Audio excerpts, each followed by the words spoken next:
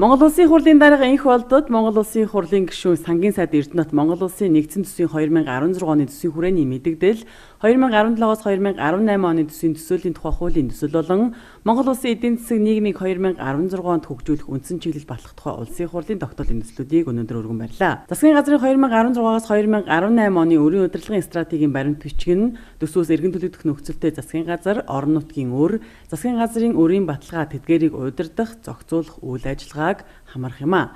Засгийн газрын өрийн удирдлагын дунд хугацааны стратегийг боловсруулахдаа макро эдийн засгийн дунд хугацааны төсөөл болон төсвийн хүрээний мэдээлэлд үндэслэн засгийн газрын өрийн багцдах зардал, эрсдлийн шинжилгээг хийсний үндсэн дээр засгийн газрын өрийн зорилтод багц болон өрийн шалгуур үзүүлэлтүүдийг тогтоосон бөгөөд ирээдүйн зээлгийн үйл ажиллагаа альва шийдвэрийг энэхүү бодлогын баримт бичигт нийцүүлэн тодорхойлох юм а. Ингэснээр засгийн газрын санхүүжилтийн хэрэгцээг бага зардлаар боломжит эрсдлийн түвшинд хангах бодлогын орчин бий болно гэж үзжээ. Мөн ягтлан бодох бүртгэлийн болон аудитын тухай хуулиудын шинжилсэн найруулгын төслүүдийг өргөн барьсан. Аудитын тухай хуулийг шинжилэн найруулснаар аудитын үйл ажиллагаа олон улсын стандартад нийцэж энэхүү үйл ажиллагаанд хяналт тавих тогтолцоо бүрдэх, үндэсний аудитын байгууллага аудиторууд олон улсын түвшинд хүрсэн үйлчлэгээ үзүүлэх, чадвартай болох таатай нөхцөл бүртгэхээс гадна татвар төлөгчдөд хүндрэл учруулах аудитын дарамт буурхажээ. Ягтлан бодох бүртгэлийн тухай хуулийн шинжилсэн найруулга батлагдсан гарснаар нийтийн ашиг сонирхлын аж ахуй нэгж байгууллага болон жижиг дунд аж ахуй нэгж байгууллагын ягтлан бодох бүртгэл хөтлөх болон санхүүгийн тайлагналын үйл ажиллагаа